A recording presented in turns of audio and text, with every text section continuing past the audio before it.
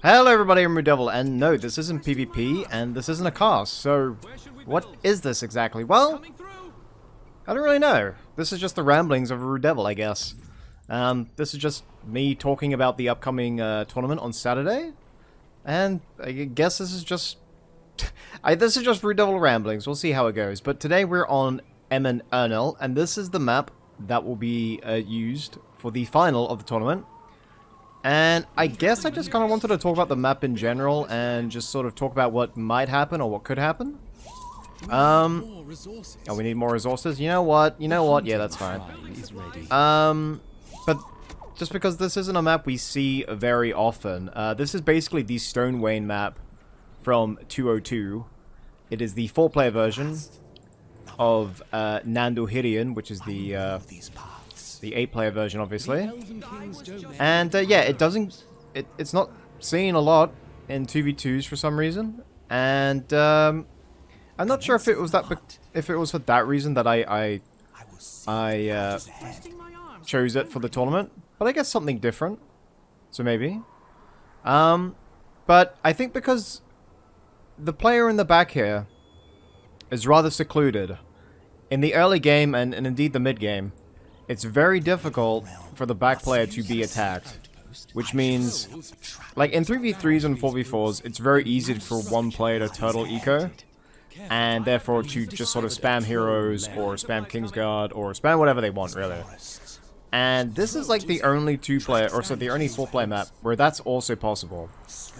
So that's why it was a bit, I don't know, it was why I was a bit apprehensive to use this map.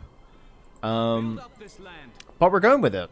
So, the back player is going to be quite protected, at least in the early game, which means we should see a lot of hero spam in the final, which is something we haven't really had before. I don't remember a time where we've had hero spam in a tournament, but it's my memory, so maybe I'm wrong. But yeah, it'll be interesting to see how that goes. So, we're playing a 2v2, we have good and evil versus good and evil, so the same setup as the Crymore Cup. We're going to assume that at least one team who made it to the final aren't very bright, because Woodland Realm wasn't banned. So as you can see, I just made 2 Faraday, and I kept the 2 outposts in the middle here, using the stealth ability. There are other ways you could do that. You could use Thrain, obviously. You could use you could use Untamed Allegiance like we saw a few casts ago. But yeah, Woodland Realm is just the easiest way to cap those outposts. And while this map may appear quite turtly because you've got the choke points here, you've got the elevated positions, the middle is kind of important. You've got 2 outposts, you've got plenty of troll layers, which, you know, is just begging to be created because there's a lot of money there. And yeah, you've also got the Signifier as well, which we know how valuable that is. So there should be, despite the threat that there could be just really lame plays coming in, there should be some epic, you know, back and forth action in the middle over these key points. Because these outposts, even if someone destroys the outpost, I mean, you get 50 a tick every couple seconds. Like, it's so much value, it's insane. Anyway, we're gonna go for the Woodman start, because the Beyonding Lodge cap was one of the, like, only specific, like, faction-specific rules I had for the tournament. So, Beyonding Lodges, we can make up to 3 and 3 only. And did I accidentally grab them? I think I did. So we've got 2, and with the outposts, they should actually, they should just fuel our economy a big time. Alright, there we go. We've actually only got 2 guys. I mean, maybe this is how player 2 would play. I think in the tournament, the back player wants to make a skeleton crew. Just a little bit to aid with creeping and to aid with the defense. But after that, they're going to want to do what I'm doing right here, and that's really turtle the eco. And teammates are going to have to think really long and hard who they want to go in the back and what faction they want to go in the back. Because there's a huge difference between, let's say, if they go Mordor in the back and they rush out Witch King, compared to, say, them rushing out, like, if they Rohan in the back, and they can get Aomer and a bunch of Kingsguard for the same amount. So, it could be lame just by definition, but the variety of lame, I think, will be what makes it interesting, you know? That sounded like that sounded like it made sense in my head. Because both sides are going to basically be able to eco up. So both can, like, potentially come up with some really, like, OP stuff. That's what I'm getting at. So it'll be interesting to see the combos. In addition... Oh my god, is this guy gonna kill me? Faraday are gonna get the kills? Beautiful! Nice. Okay, we'll go with that. And a Faraday can cap this. So, in addition... On the surface, this map is very turtly. And I guess it sort of is. But it should be stated that the rear player can be lulled into a sense of false security, I think is what it's called. And that'll be from if the rear player doesn't upgrade their base, doesn't build towers. There are a lot of elements in the game that, you know, enable you to sort of base rush the enemy. We've got, you know, Undermine from the Dwarves. We've got Haldir Teleport. You could do Ivory Tower or just any sort of vision from your teammates. And then into like an LSR summon, we've seen him solo fortresses. So I think that will also be on people's mind come the late game. So I am apprehensive about using this map in a tournament because it could go really badly. But we should see high tier units out quickly, and then we might also see a lot of cool base rushing, at least on the rear player, like just like a real blitz. So that's actually quite exciting. We're actually just going to build our third Beyonding Lodge here, and I think we'll make a well to, you know, give the impression that we know what we're doing and that we're good teammates.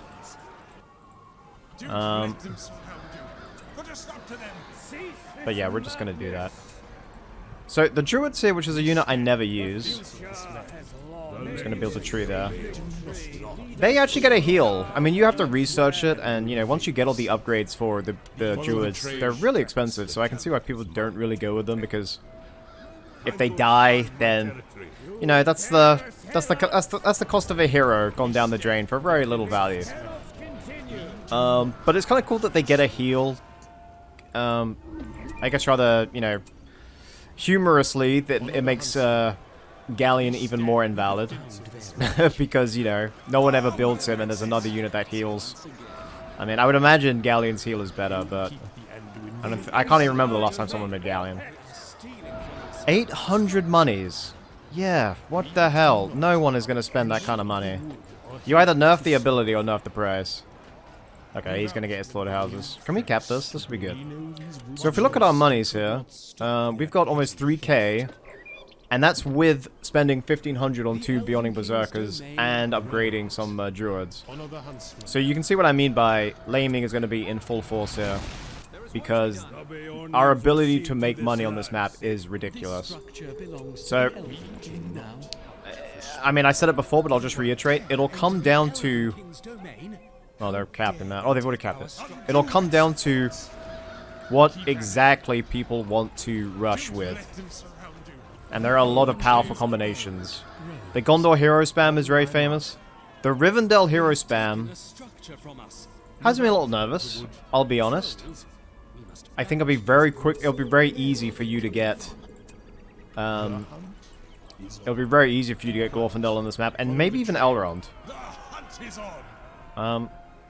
But yeah, you see what I mean by rambling. Like, I'm expressing concerns, but it's also kind of balanced out, if you know what I mean.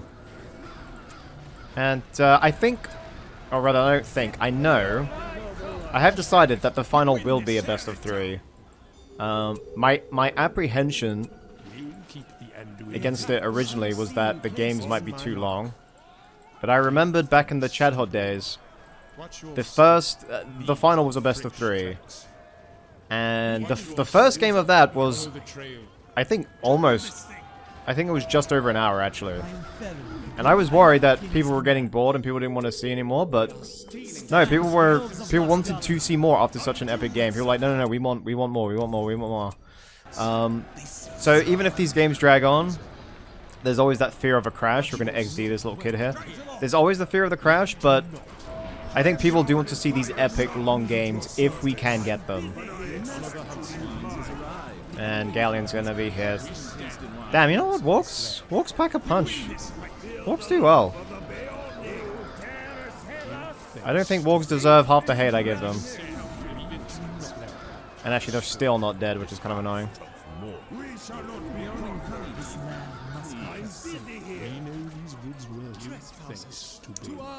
So yeah, we should get some good games.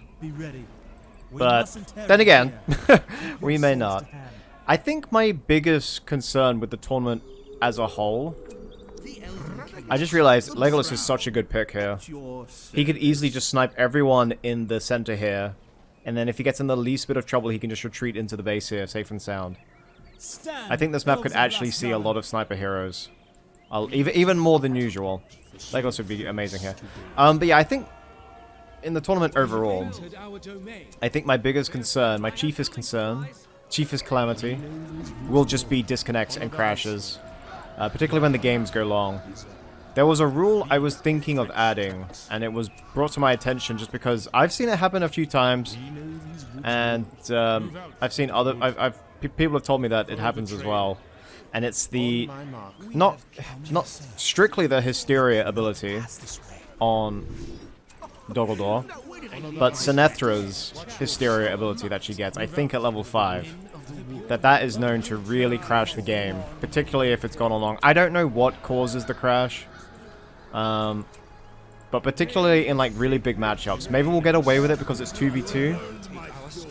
But if we've got really long games and then there's a crash or a hard crash, I think it's the worst thing as like the tournament organizer to have to make a decision on who gets to like, do we or was someone in the lead at the time and how does it go? Like, there's gonna be some jimmies rustled if like the game's gone on for 50 minutes, and yeah, so we're gonna have to say, you know, nominally, like, yeah, you're kind of losing that game, so I guess you'll have to just lose by default. Like, that's not gonna go down well with people. It's gonna go down as well as this base assault that I'm doing here. So another reason why I picked Woodland Realm was not...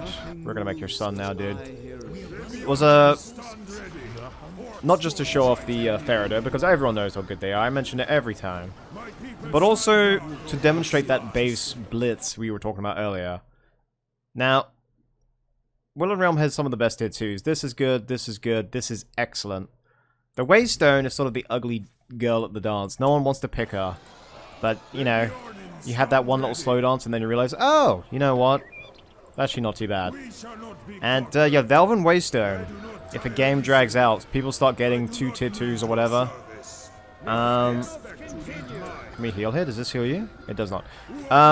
Then you can really see some really cool base blitzes. So that's what we're going to try and do right now. We're going to use the Elven Waystone. We're going to make a scenario where we're sort of penned in our base. And, yeah, we're going to see the power of the Waystone. And that might be like a potential strat we see. These druids say some pretty hardcore stuff. Also, these are on Captain, right? I don't think I've seen Captain perform so, like, abysmally. Yeah, get your banner carrier, please. Grandul on his mighty stack here. So yeah, we're just going to wipe this base, which has gone a lot easier than I thought. I'm not sure, maybe that's Mordor's doing.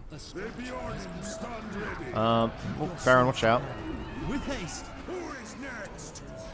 But yeah, I guess all these cave trolls do kind of add up.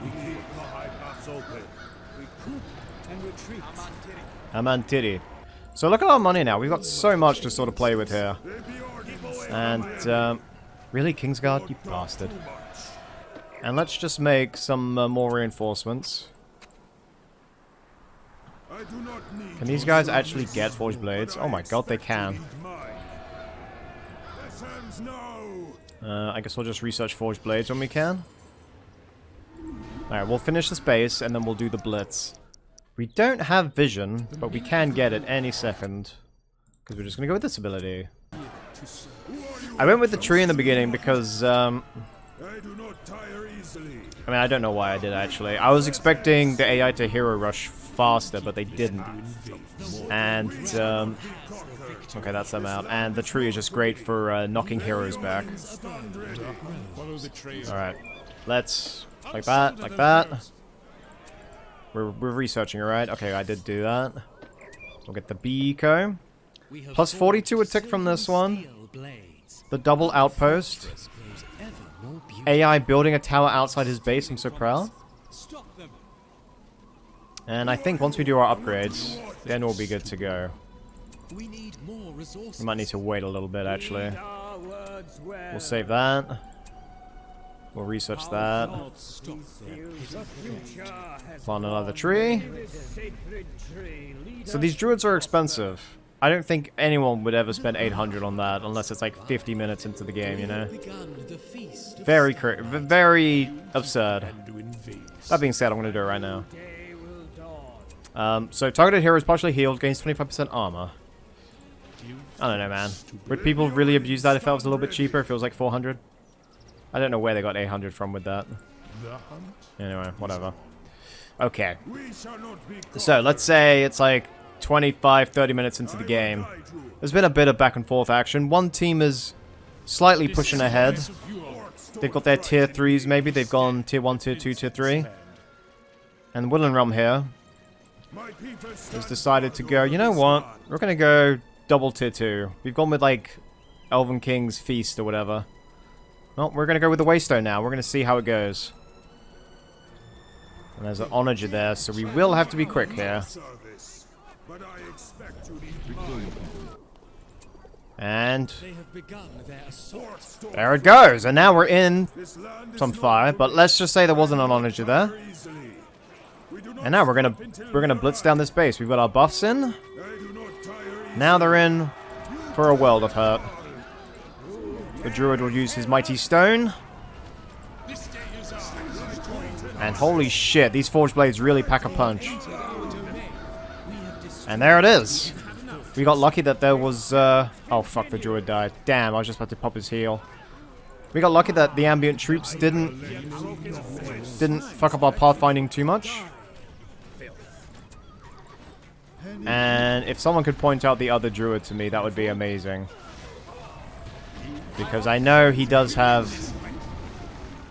Does anyone know what the druid is? He would be at the back, wouldn't he? I think they both might have died. If so, that's really shitty. I didn't get to use the hero buff.